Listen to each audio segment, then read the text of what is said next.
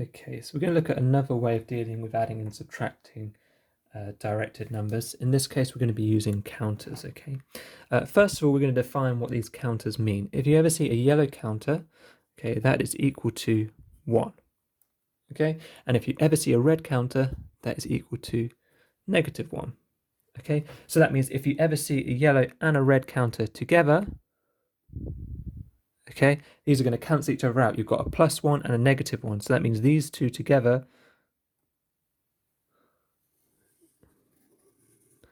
in a group will always be equal to 0.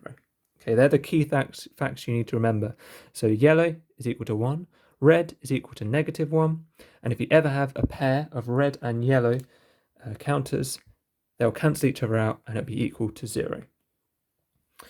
Right, we're going to use the same calculations that we did on our, when I did my number line video. We're just going to use counters to explain them and then see hopefully if we can get some good examples going. So first of all, the easiest kind of, we'll do 8 questions, and the easiest kind is when you have a positive number plus a positive number. So in terms of counters, what's going on here? Well, I'm sure you can guess. You're starting off with 5 yellow counters because they all represent 1.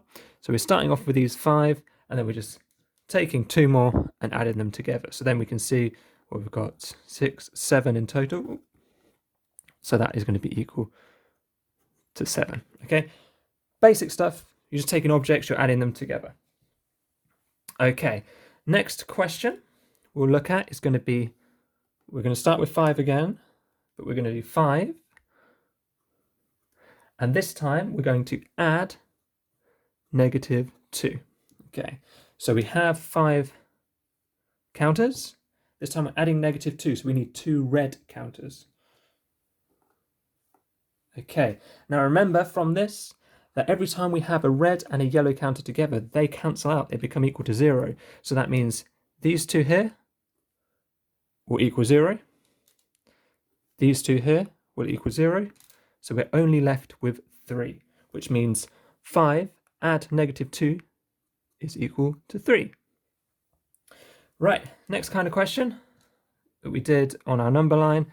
Again, this one should be fairly straightforward, I'm hoping. You have 5, and we're going to take away 2 from it. So what does that look like in terms of counters? Well, you're just going to have 5 counters, and then I'm going to take away 2, leaving you with 3 counters. Next up, we're going to do 5, and this time we're going to take away -2 counters and see what happens. Right then, so we need to start off with 5. Okay, so we need to get rid of 2 red counters. Now at the moment we don't have any counters, so we need to think of how can we add red counters to this and it still represent 5. Well, we know if we add a red and a yellow, we're in fact adding 0. Okay, so this number here represents 5 because we've got 5 yellow counters. If I add a red and a yellow, hopefully you can see that this is still equal to 5. Okay, because we've got 5 yellow counters, and then we've got a red and a yellow counter, which together cancel out, but we still have 5 in total here. Okay, I need to be able to get rid of 2 red counters. I've just added an extra red counter. I need to add 1 more red counter. So a way I can do that is do exactly the same again. Okay, so this whole number here still just represents 5. Okay, because you've got 5 ones, then you've got a negative and a positive one, a negative and a positive one. These cancel out and these cancel out. Okay, now I need to be able to get rid of -2. I can, so I can get rid of these 2 negative ones, which leaves us with 1, 2, 3, 4, 5, 6, 7. Okay, so it's really important that you've got this understanding that a red and a yellow counter together will equal 0. Right, next kind of question. We'll go up here. We're going to start off this time with -5, and we're going to add 2 to it.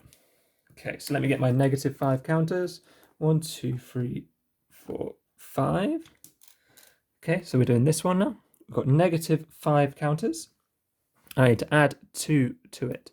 So we've got 5 red counters, gives us -5. We need to add 2 yellow counters,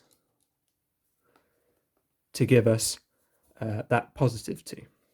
Now we remember every time we have a pair of yellow and reds, we can get rid of them because they equal 0. So that one and that one will go to 0. And this one will go to 0. So what are we left with? -3. Next one, we're going to have -5. Let me get my -5 again. And we're going to add -2.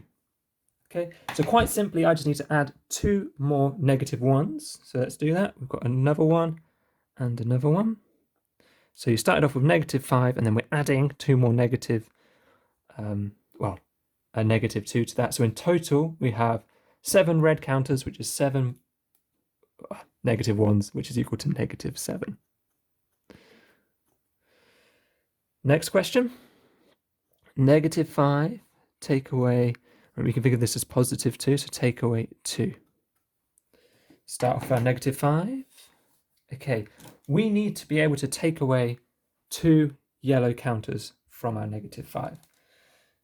And just like how we added our red counters last time, we're going to add our yellow counters in the same way. So I can add these 2 to this situation, and we've still just got -5. I can add another pair to this situation, and it still just represents -5. Now I'm in a position where I can get rid of I can get rid of 2 yellow counters. So I can get rid of them too, which leaves us with -7.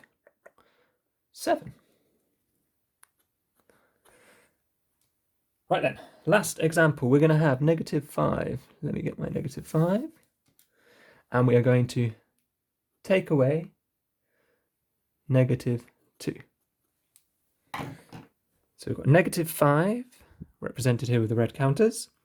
We just need to get rid of -2. Well, the -2 would be 2 red counters, so we're just going to get rid of 2 red counters. What are we left with?